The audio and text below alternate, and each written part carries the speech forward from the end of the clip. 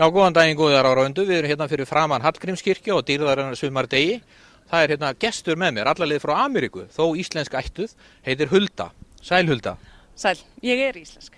Þú ert íslensk í báðar ættir. Já. Já. Þú búin að búa lengi í Ameríku? 30 ár. Vá, 30 ár. Já. Hvenær fórstu þá? Ég var 14 ára. 14 ára? Eftir fermingu. Já, og ertu gift á amerísku manni? Já. Átt börn og þau alast upp í Ameríku? Já, 2 eldri börnin mín eru fætt hérna og alin upp í Ameríku. Ég var að spyrja þig áðan hvort að þú ættir Biblíu og læsir daglega í Biblíunni. Þú sagði mér að það var eitthvað lítið. Nei, lítið ekkert. Ekki neitt. Á hana ekki og lesa hana ekki. Já, en svo sagður mér líka að sonurinn, þú fórst með hann hérna í þessa kirkju í gamla daga. Já, í sunnudagaskólan. Af því að þið líkaði í kirkjan. Já. Líkaði prestandi líka. Já, þetta er bara vinalegt og þægilegt og ekkert svona. Staðrindin er nefnilega, ég bjó hérna og bý ennþá í hverfinu. Já. Og ég sótti þessa kirkju með mín börn í 10 ár. Já. Alveg frá því að voru bara nokkra mánaða og þar til að voru femdar, sko. Já. Hér þekki ég mig og mjög vel. Já. En segðu mér, hvaða þýðingu hefur Biblían fyrir þig? Mjög takmarkað kannski? Já, enga. Litla sem enga? Já. En þú ert kristin, þú ert skýrð og femd. Já, ég er skýrð og femd. Hérna heima? Hérna, já. Það er svara 14, þannig að þú ert femd hér heima. Já. Kópavogskirkju. Já, sækið samfélagi í Ameríku? Já. Við gerum það í Íslendingafélaginu og svona.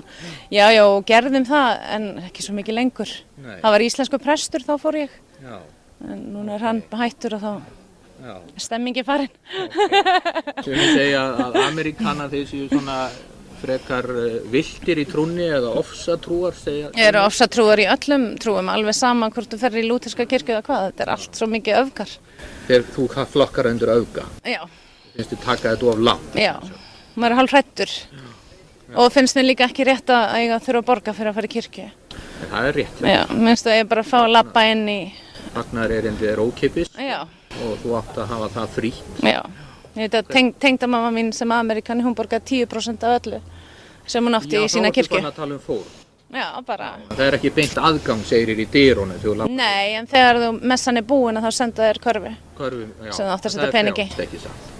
Jú, en hver gerir það ekki? Upplifir þú þig svona þvingað? Já, sjálfsögðu. Maðurinn stendur með körfuna. Já, og biður. Já, svolítið erfitt að segja nei.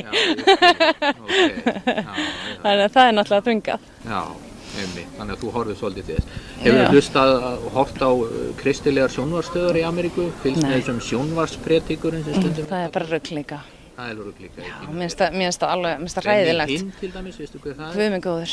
Já, ég veit hvað það er. Þú segir bara Guð minn góður, takk fyrir. Já. Ég ekki á það. Takk að kærlega fyrir þetta. Já, takk. Guð blessi ykkur báða. Já, takk. Takk.